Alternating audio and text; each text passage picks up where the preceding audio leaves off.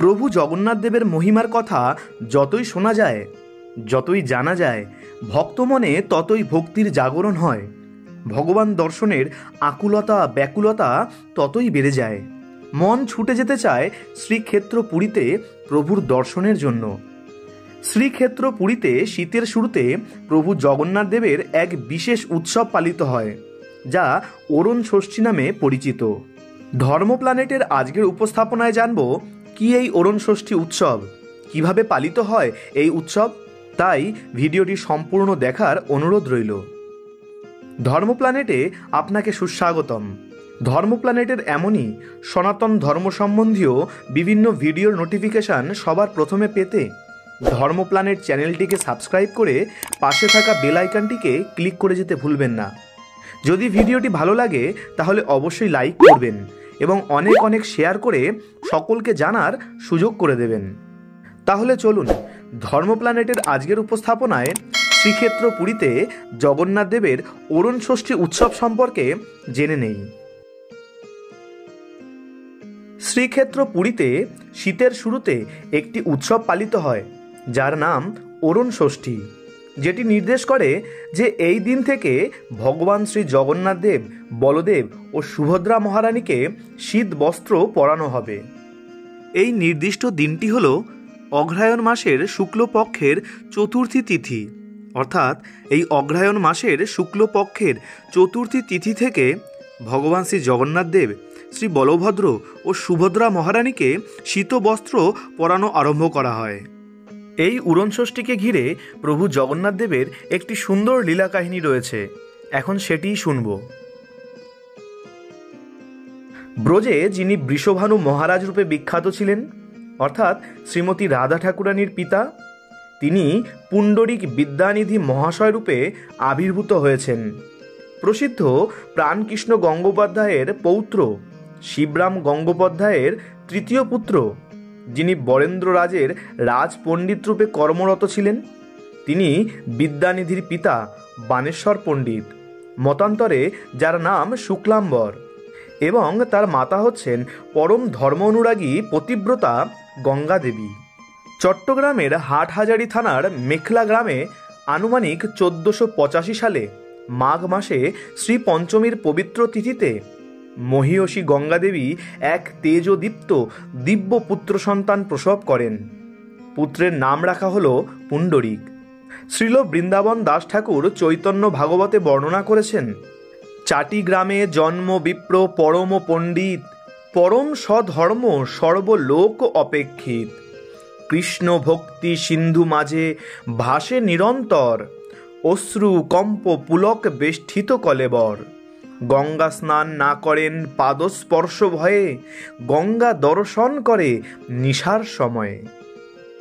শ্রীমান মহাপ্রভু তার এমন ভক্তি দেখে তাকে কখনো পুণ্ডরিক প্রেমনিধি, কখনো গুণনিধি, কখনো বা বিদ্যানিধি নামে সম্ভাষণ করতেন। পূর্বলীলায় শ্রীমতী রাধা ঠাকুরানীর পিতা বৃষভানু মহারাজই হলেন এই পুণ্ডরিক বিদ্যানিধি। পূর্বলীলার স্মরণবশত রোদনপূর্বক মহাপ্রভু যাকে উদ্দেশ্য করে পুণ্ডরিক বাপ বলে আর্তনাদ করতেন, তিনি এই পুণ্ডরিক বিদ্যানিধি। তিনি যখন বিদ্যার্থী হয়ে নবদ্বীপে গমন করেন, তখন অলঙ্কার, ন্যায়, ব্যাকরণ শাস্ত্রে এতই সুদক্ষ ছিলেন যে তাকে বৈদান্তিক পণ্ডিতগণ বিদ্যানিধি উপাধিতে ভূষিত করেন। মহাপ্রভুর সঙ্গলাভের নিমিত্তে নবদ্বীপে গিয়ে নিজ গৃহে গুপ্তভাবে অবস্থান করেন। মহাপ্রভু সন্ন্যাস গ্রহণের পর যখন পুরীধামে অবস্থান করতেন, তখন প্রতি বৎসর গৌড়ীয় ভক্তগণের সঙ্গে শ্রীল পুণ্ডরিক বিদ্যানিধি মহাশয়ও পুরীধামে যেতেন। পুরীধামে মহাপ্রভু চন্দনযাত্রার সময় যখন নরেন্দ্র সরোবরে ভক্ত সঙ্গে জলকেলি করতেন, বিদ্যানিধি মহাশয় স্বরূপ দামোদরের সঙ্গে সেই জলকেলিতে অংশগ্রহণ করতেন। শ্রীল বৃন্দাবন দাস ঠাকুর চৈতন্য ভাগবতে এর খুব সুন্দর উল্লেখ করেছেন, দুই সখা বিদ্যানিধি স্বরূপ দামোদর, হাসিয়া আনন্দে জল দেন পরস্পর। একবার শ্রীল পুণ্ডরিক বিদ্যানিধি এবং শ্রীল স্বরূপ দামোদর জগন্নাথ পুরীতে এসে অরুণ ষষ্ঠী উৎসবে দেখেছিলেন। ওই দিন ভগবানকে নতুন শীতবস্ত্র প্রদান করা হয়েছিল এবং ওই দিন থেকে ভগবানকে শীতবস্ত্র পরানো হবে। যে বস্ত্র ভগবানকে অর্পণ করা হয়েছিল তা তাঁতির নিকট হতে ক্রয় করে কোনরূপ ধৌত না করেই পরানো হয়েছিল। যথাযথ অনুশাসন অনুযায়ী বিগ্রহকে প্রদানের পূর্বে নতুন বস্ত্র ধুয়ে মার অপসারণ করতে হয়, নতুবা সেটি অপবিত্র বলে গণ্য করা হয়। নতুন শীতবস্ত্র না ধৌত করে মার অপসারণ না করে ভগবানকে অর্পণ করতে দেখে পুণ্ডরিক বিদ্যানিধি ক্রোধান্বিত হলেন এবং এতে তার বুদ্ধি কলুষিত হল। শ্রীল স্বরূপ দামোদরের সাথে কথোপকথনের সময় তিনি শ্রী জগন্নাথ দেবের সেবক পাণ্ডাদের সমালোচনা করলেন যে কেন তারা মার বস্ত্র ভগবানকে পরিধান করালেন। শ্রীল স্বরূপ দামোদর পুণ্ডরিক বিদ্যানিধিকে ভদ্র ভাষায় শান্ত করার চেষ্টা করলেন এই বলে যে এটি সরলভাবেই সম্পাদন হয়েছে এবং এতে যদি ভগবান প্রীত না হতেন তিনি অবশ্যই তা বন্ধ করতেন। পরমেশ্বর ভগবানের আচরণ পার্থিব শিষ্টাচার, অধিক্ষেত্র বা লৌকিকতার ঊর্ধ্বে। তাতেও পুণ্ডরিক বিদ্যানিধি সন্তুষ্ট হতে পারলেন না। ভগবানের দর্শন করে যে যার মতন গৃহে ফিরলেন। ওই রাতে ভগবান শ্রী জগন্নাথ দেব এবং শ্রী বলভদ্র পুণ্ডরিক বিদ্যানিধির স্বপ্নে এসে তাকে সজোরে চর দিতে শুরু করলেন।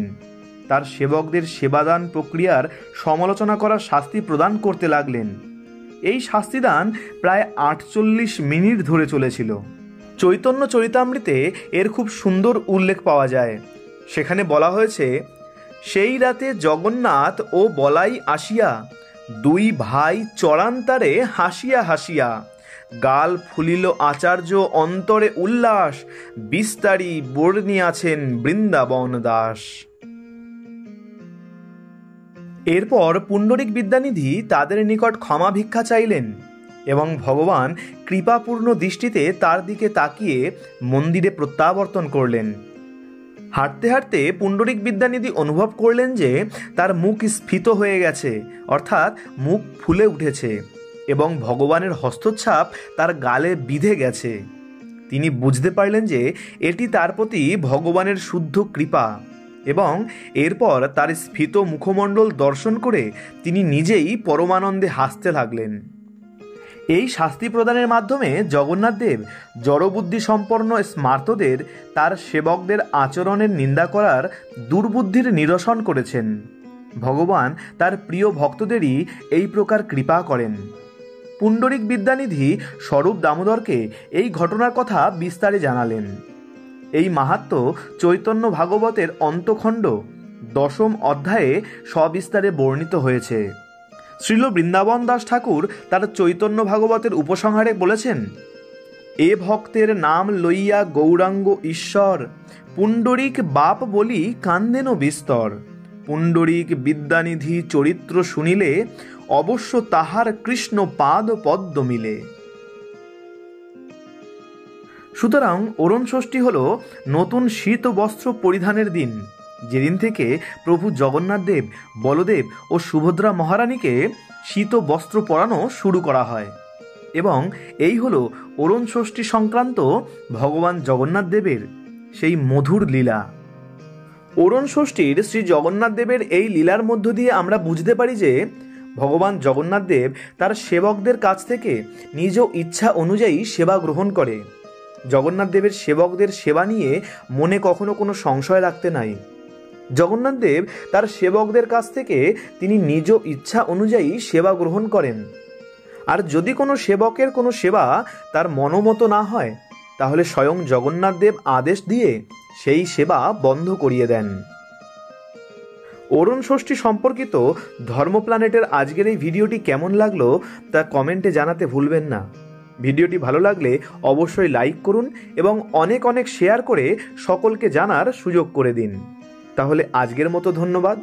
ধর্ম প্ল্যানেটে আপনাদের সাথে আবারও দেখা হচ্ছে আগামী ভিডিওতে। জয় জগন্নাথ, জয় বলদেব, জয় সুভদ্রা মহারানী।